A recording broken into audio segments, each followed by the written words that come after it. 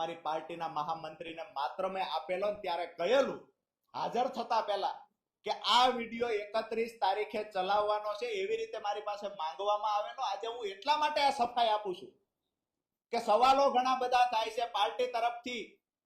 ગઈકાલથી ક્યાંક ને ક્યાંક મારા માટે નેગેટિવ ચલાવવાના પ્રયત્ન થાય છે. હું આજ પણ કહું છું કે હું મૂંગો બેઠો છું એટલું સારું છે. જો મારી જીભ ખુલશે, મારું મોઢું ખુલશે, તો લોકોને જવાબ દેવાના લાયક તમે લોકો નહીં રહ્યો.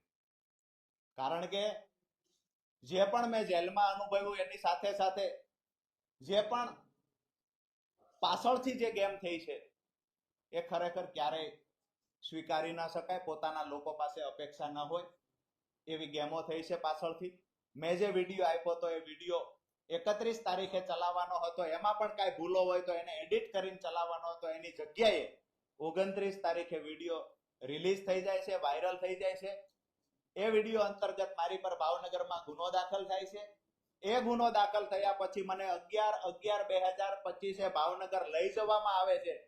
ત્યાર પછી બીજા દિવસે મારા પરિવારને કહેવામાં આવે છે કે ગુનામાં જામીન મળી ગયા છે. હું સતત વારંવાર કહેતો રહું છું મને જામીન મળી ગયા હોય તો અહીંયા બીડો જમા કરાવો. મને 30/11 ખબર પડે છે કે એમાં જામીન નથી મળ્યા, પાર્ટી ખોટું બોલી રહી છે. મેં કહ્યું કે અમે ફરીવાર સેશનમાં જામીન મૂકો. સેશનમાં જામીન મૂક્યા. 4/12/2025 જામીન મૂક્યા. 4 મુદતો પડી 18 તારીખ સુધી, એટલા માટે કે અમારા તરફથી કોઈ વકીલ ત્યાં હાજર નહોતો. વિષય એ છે કે કાયદાની વાતો કરી, કાયદા કથાઓની વાતો કરી અને લોકોને સલાહ આપનાર વ્યક્તિ જ્યારે પાર્ટીના પોતાના પરિવારના લોકોને જ્યારે કાયદાકીય રીતે માહિતીની જરૂર હતી, કાયદાકીય સલાહની જરૂર હતી, ત્યારે મૌન થઈને બેઠા છે.